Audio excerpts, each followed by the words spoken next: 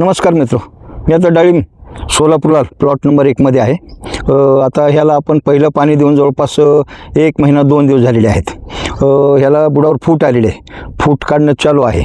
फूट पुसताना ह्या पद्धतीने फूट पुसा, तोडून घेऊ नका. फूट जर तोडून घेतली मग त्याच्यावर आणखीन बंचिंगमध्ये फूट पुस निघणार, मग तेच काम लागून जातं. पहिली फूट काढताना कोवळ्या अवस्थेत काढून घ्यायचं. थोडी निबर झाली तर तुटणार नाही, ते निघणार नाही. हे फक्त आता बोटं 2 बोटात धरले की एका सेकंदात फूट निघून जाते. मग काय होते, फूट जर जाड झाले मग निघत नाही, निघले तर साल निघते.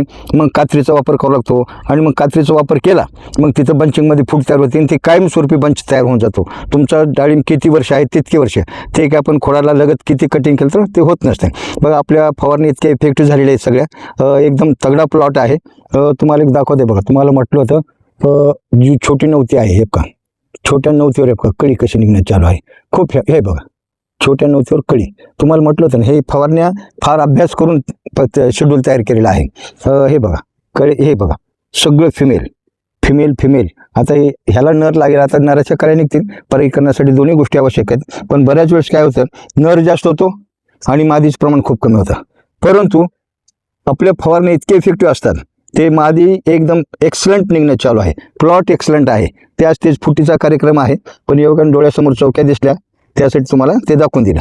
तर जे शेतकरी प्लॉटसोबत आहेत तर त्याची बुडं साफ करून घ्या. का ही बुडं साफ केली आहेत, नव्हती कशी पुसून फेकलेली आहे काय, हे बघा. ह्या पद्धतीने नव्हती काढून घ्या. नव्हती खुडू देऊ नका आणि कात्रीचा वापर करू नका. नमस्कार.